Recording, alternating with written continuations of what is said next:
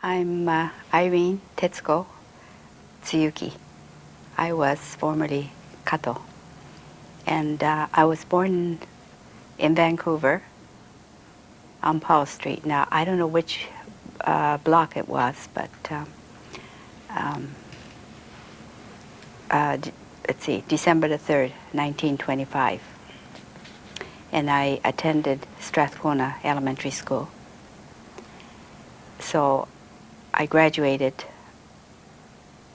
in 1942, the year of the evacuation. Fortunately, I was able to finish off the term because we weren't evacuated until October, end of October, due to my father's illness at that time. The slogan went, school with many nationalities, but one flag. Yes, we had quite a number of different nationalities there, but I think we all got along quite well. Mr. Patterson, he was our principal of Strathcona School. He was a very wonderful person. I guess he was almost a perfect principal and a person. Very, very understanding, very compassionate. And one thing that really stuck in my mind, you know, is when I was on the prefect system, and one day he said to me, he said, oh, he said, I wish all the students were like the Japanese students, because he says, I have never in all my years of teaching have ever had to strap a Japanese student. He says, they are so well behaved, and he said, I'm very, very proud of them. And, you know, I have not forgotten that. And I don't think you find a teacher or a principal of that caliber, you know, very often. Going back to the evacuation, I think what really bothered me was my father was quite ill. In fact, he was in the hospital when Pearl Harbor started. And up until then, he was saying how good he was treated in the hospital, that doctors and the nurses were so good to him. And then when December 7th came, and Mother went to see him, and he was very, very unhappy because everyone had all of a sudden changed. And he said he just didn't want to stay in there anymore because he was so uncomfortable. And he knew that they were, you know, they sort of thought that he was the enemy. And I guess he must have told his doctor, you know, that such was the case, and that he didn't want to stay there very much longer. But then, you know, I don't know exactly how much longer he had to stay, but shortly after that, I guess he got discharged, and then he came home. But he was not really up to doing anything, because he affected his heart by this time. And so when the evacuation started, my mother, she you know, requested that we remain in Vancouver as long as we can.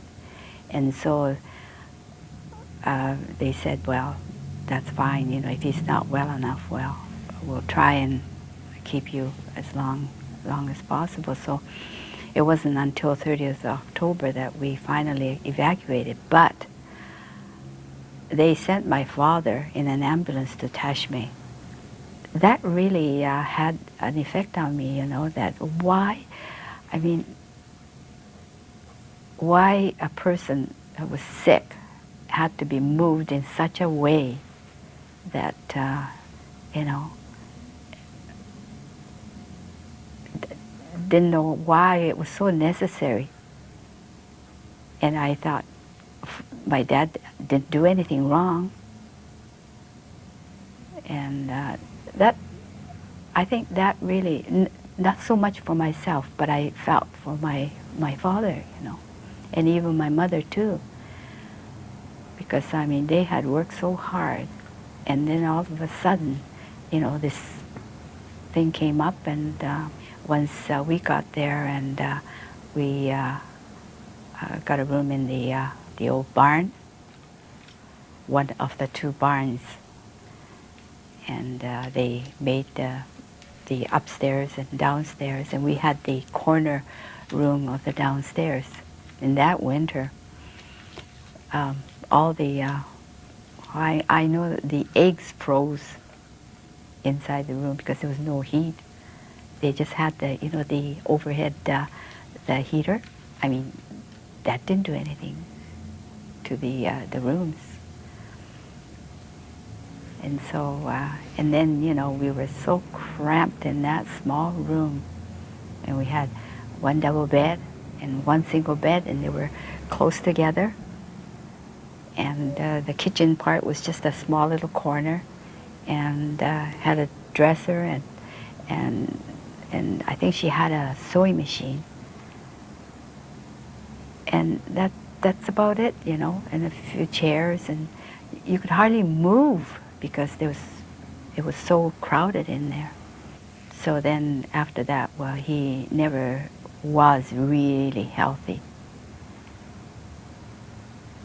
And so this is the reason why after 4 years there, he decided, I think against his will, to go to Japan, because he just couldn't see himself moving out east and starting all over. And by this time, my mother was not too well either, so both of them were in poor health. And he thought that if we go to Japan, he had a house there, and we used to go for a visit every so often, and so that when he does, he'd have a place to stay. And so he just thought that if we go to Japan, at least we have a roof over our head. And of course, our relatives were close by, and they were all farmers, so he thought, well, perhaps we wouldn't have too much problems getting food of some sort. But even though all this happened to him, and he was very bitter about it, because he was naturalized Canadian and he had lived in this country for all those years, deep inside he really wanted to stay here.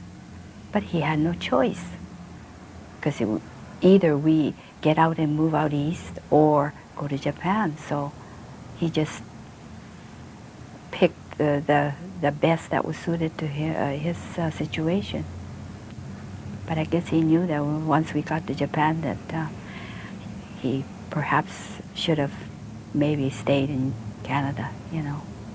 But regardless, later on in years, I think he wanted to come back here. I had been there quite a few times before, but then I was quite young, and we were, you know, there for a holiday, more or less. So it was different this time because we were staying for some length of time. I didn't know exactly how long I was going to be staying there, but first of all, I thought, well, I must get a job, and I thought I would support my parents because, you know, they were not having any income, and so this is the reason why I decided to work. And I worked for a Japanese company, doing interpreting job. But well, to do interpreting job, you have to, especially when you work for companies, and you have to have some qualification. I mean, you can't just speak the language and be able to interpret properly. So after I stayed with the company for a little while, I wasn't very happy anyways, because they were all Japanese speaking. Nobody spoke English. And I just felt I had to get out and be amongst English speaking people somewhere. And so a friend of mine got me a job with the 8th Army, the U.S. Army in Yokohama. And so I worked there until I left. I applied to the Canadian Embassy in Japan, and they said that since I was Canadian born, that if I had a sponsor, I would be able to return. And so my father wrote to my husband's father. We were family friends from years before. And so my father said, if you're going back, and you're going to stay with the Tsuyuki family, then they would feel quite relieved, and they won't have to worry about anything. And so he wrote to my husband's father, and he said, "Oh, of course, by all means." So then it just went ahead, and that's the only way I was able to come back, and that was in December 1949. After I came back, I wanted to bring my parents over here, because they requested that they would like to come back here. But of course, at that time, especially if they had repatriated, well, they had given up their citizenship. So I wrote to them a few times, but no, they just said they couldn't accept the application. So then I thought, well, I have them over for a visit. And actually, I was going to get my mother to come over, and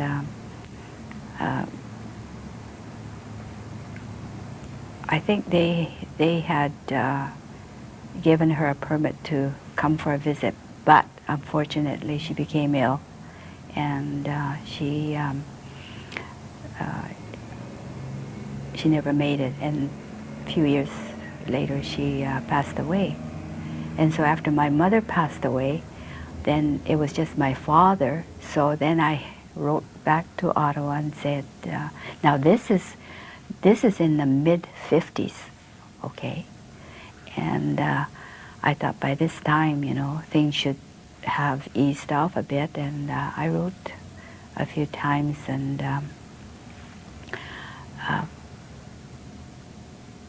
at first, well, they didn't think that it was possible, but I kept at it, and I said that I'm the only next of kin, and that my father was all alone, that I would like to have him enter Canada again. And so anyways, after about 3 or 4 months, they agreed under compassionate case. Now, they weren't doing that for everybody, but because they felt that it was a compassionate case, that he would be allowed to re-enter Canada. But again, unfortunately, my father passed away before the letter came saying that he was able to come back. I felt a sense of achievement when they finally acknowledged that they would accept his application to re-enter Canada, and that under compassionate case, I thought that was, quite good. But I guess, it's too bad that my father couldn't, live to see, to hear that, or even to come back here. But I guess that was his destiny. During the years in Tashme, I wrote a few letters for my father in regards to, well, he had 3 properties, real estate. One on Main, one on Paul Street, and our residence. And so there were some letters written about the rent, and also about, we had a lot of things stored in the Bowman Storage Company. And mind you, my father kept up the payment right up to the time. I think the payment was made until end of 46. Before we left Tashme, my dad got the check from the government for all the, the proceeds from the sale of his real estate and that. And for the first time, I saw my father cry because he was so disappointed. And I don't even know how much it was, the amount. And because I think he had it all figured out, how much he was worth. And whatever he got on that check, he said that it was an insult to him. And he kept repeating that. He said, I am not going to cash this check, because he said, if I cash it, that means I accept. And he says, I will never, he says, cash this check. That's the end of that, because I don't know whether he insisted and whether he may have cashed it later, or what he did with it, I don't know. I have no, I never found out, and of course I wouldn't dare ask, what did you do with the check and that, because then he'll just say, well, that's not your business. But that's all I remember him saying, that he was so disappointed